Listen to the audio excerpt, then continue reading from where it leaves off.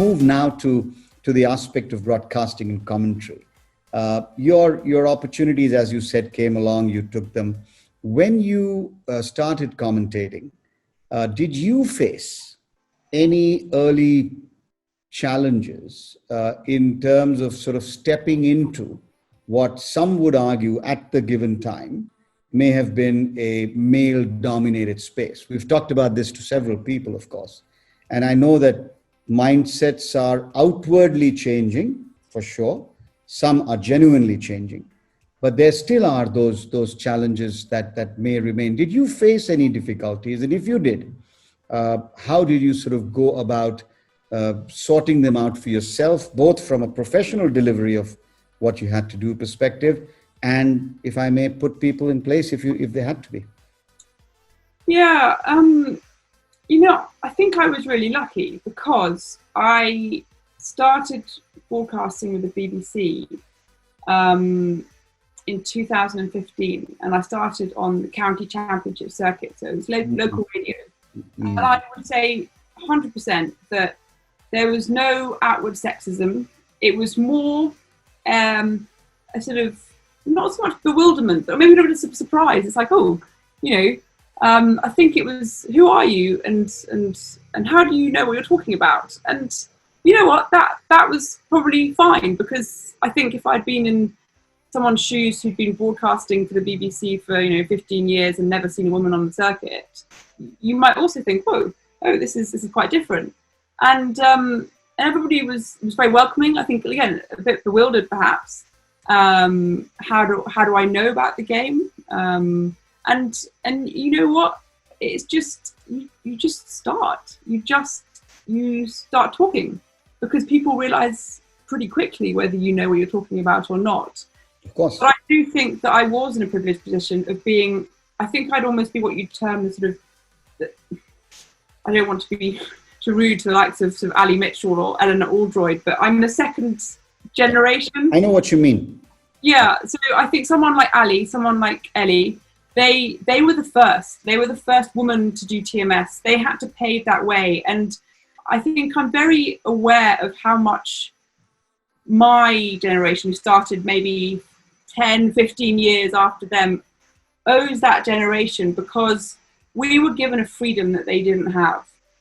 Ali and Ellie, they knew that if they made a mistake, then somebody was going to say, women as a whole don't know what they're talking about. So they had to be so meticulous in their research, had to be so, not just professional, but not ever step a foot out of line. And whereas that's not my style. I do a lot of research, but I'm quite, I like going with the flow. I like to be able to just sort of, to be a bit more, all over the place a little bit. That's my style. And I wouldn't have been able to do that if I'd come in 15 years before, but because I was standing on the shoulders of the people like Ali, I was given that freedom to be able to just go on a little journey of my own, to talk about whatever, whether it was, it's one of the beauties of cricket. You can talk about everything else as well as cricket.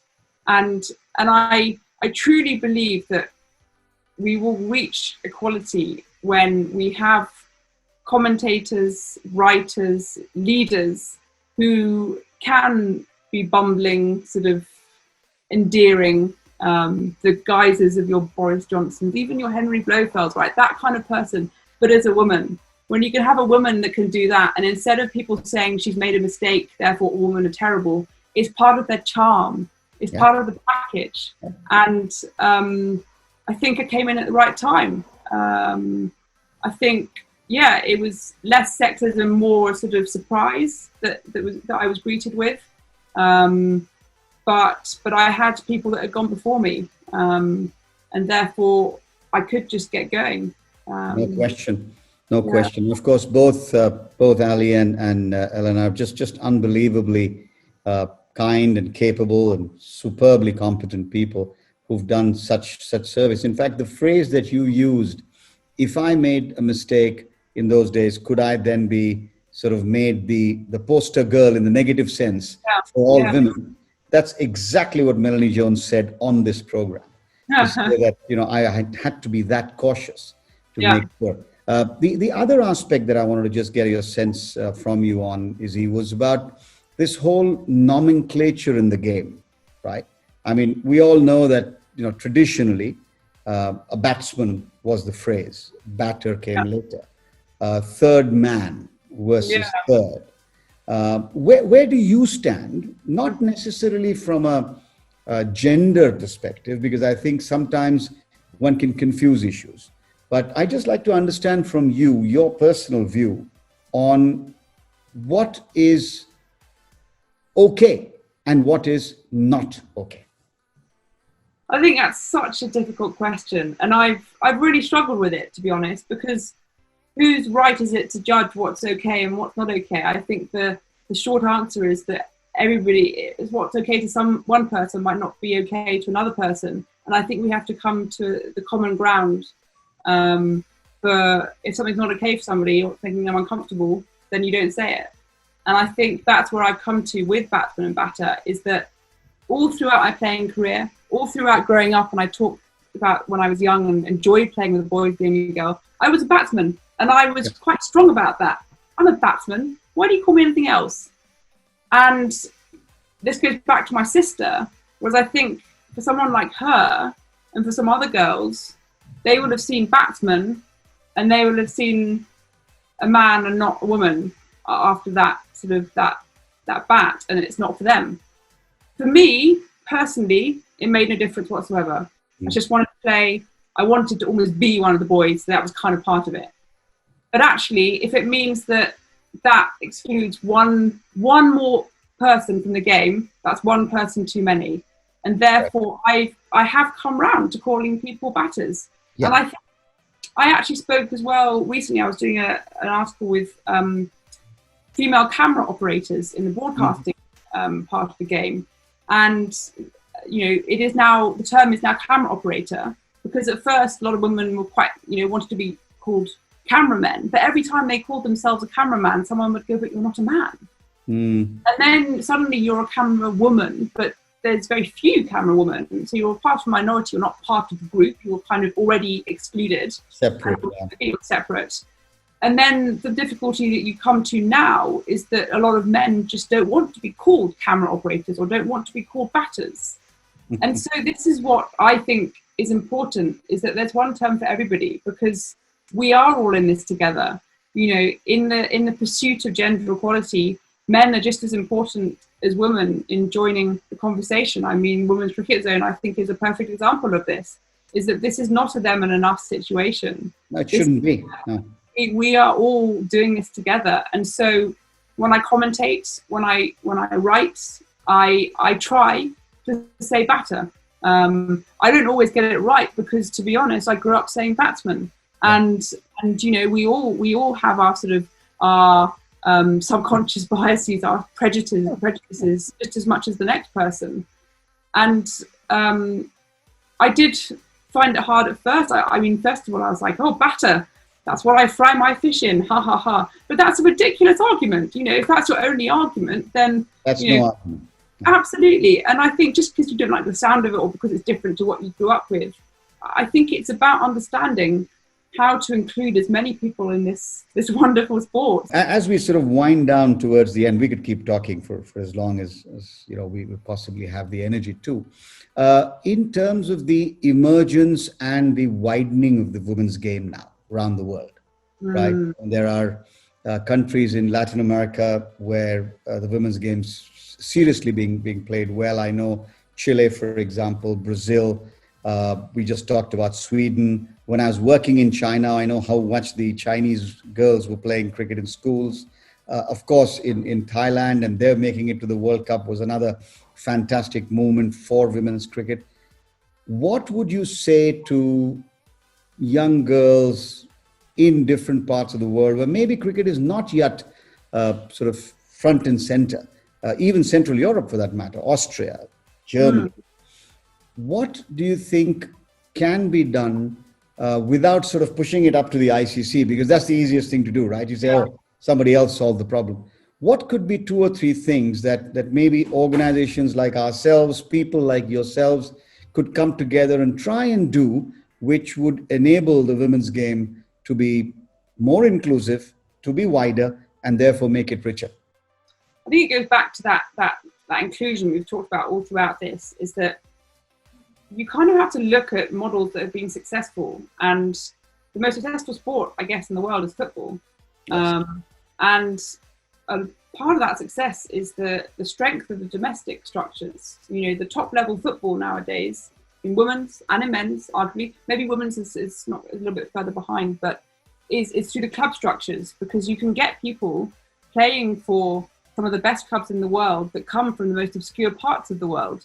And I think the same can be said for cricket, is that whether you're a woman picking up a bat in Nepal or in Austria or in Australia, you know, you can still now, or it was starting, you can play in the top domestic leagues. And I think that is the challenge for women's cricket now, is to create these strong domestic leagues where women from anywhere can aspire to play as professional cricketers. I think, of course, the international game is very important, and I think it's a form, obviously a huge part of a sport's makeup, but actually the one that's going to sort of widen the net is the one that says anybody can make it here.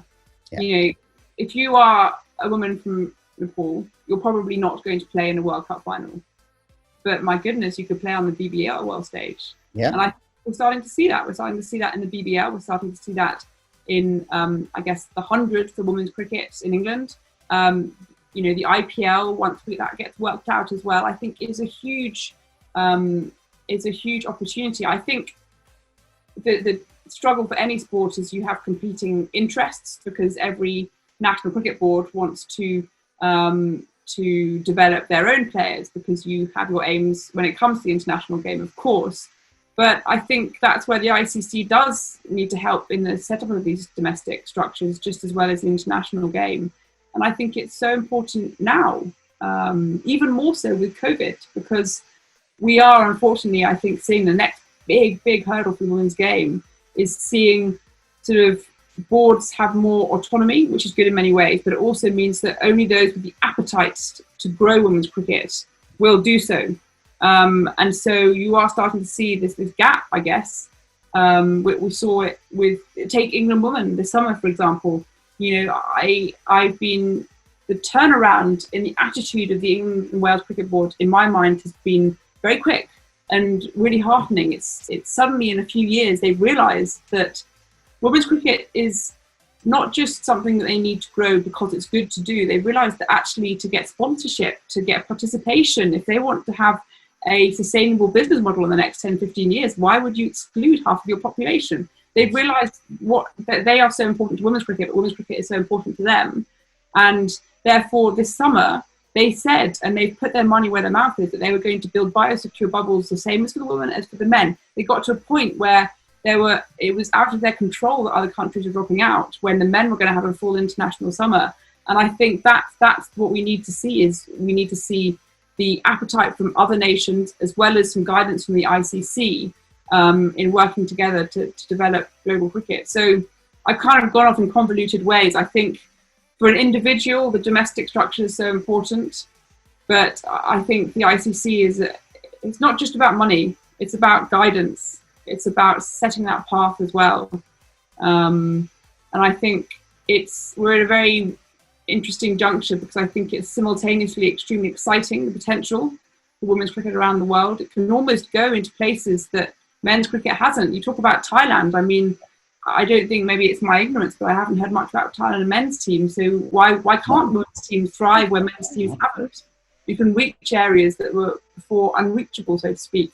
So yeah, we're at a really interesting juncture where it's exciting, there's a lot of potential, but equally it's very easy to regress decades as well. And especially when boards around the world will be losing lots of money. You know, you chop off the easy things to chop off, I guess. And I think it's very important that women's cricket isn't, because that, to me, would be very short-termist. If you want to profit from cricket, I'm talking from purely financial sense, don't exclude half of those people who will be funneling money into it. It's fabulous. That's just superbly put, and I think put down like the closing argument in a case that you're absolutely going to win. There's no way, excuse me, no way the judge can rule any other way, Izzy. That's fantastic. I think that's a great place to bring the formal conversation for this afternoon to an end, only because I've got to make sure that I don't sort of go beyond Yash's time frame. I could sit and talk to you for hours together. So thank you once again for your time, for your candor, and for sharing your personal journey, as well as some great insights into what goes through a person's mindset as he or she makes the transitions from the playing field to other endeavors of life, including the commentary box or the typewriter, as the case may be. And in the end, some great recipes for anyone who's got anything to do with the game to look through and help encourage and widen the women's game. Thank you, Izzy, for your time. Prakash, it's been an absolute privilege, and I honestly say that from the bottom of my heart. It has been. Thank you so much.